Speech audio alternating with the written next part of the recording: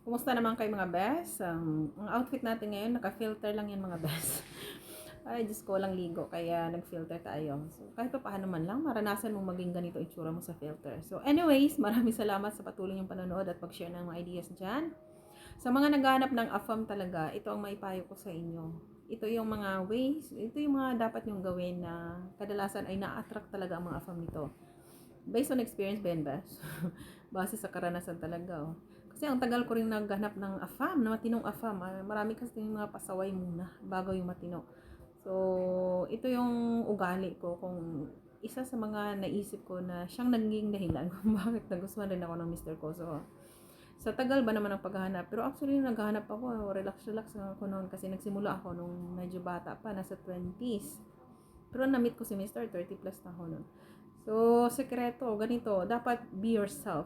At may respeto ka sa sarili mo at sa mga kausap mo dyan. At dapat alam mo kung sino ang afam na dapat mong patulan. Pag feel mo, pasawayan, basura mo ka agad yan, maghanap ka ng iba. Sa dami-dami ba namang afam? Di mo matagpuan ang tamang afam kung pasaway yung pinapatulan mo dyan. Sayang na ang oras. Kaya be yourself and pag halimbawa, mayroon ka nang namit ngayon na afam, ako kasi tinatanong ko what you want. Ano yung gusto mong plano sa buhay? Kasi gusto kong masigurado. Sigurista oh. Bisahin ako. So, gusto kong masigurado. So, at nakita ko yung mga plano ng Mr. ko at agree ako sa mga plano niya. Anyways, bago ko naman siya pinatulan, tiningnan ko muna yung mga profile niya. Yung profile niya, yung mga description about niya, yung gusto niya. So, pumasa siya doon. So, in real life, nung nag-usap na kami, tinanong ko talaga siya anong plano niya. Kung magkatugma ba yung plano ng dalawa.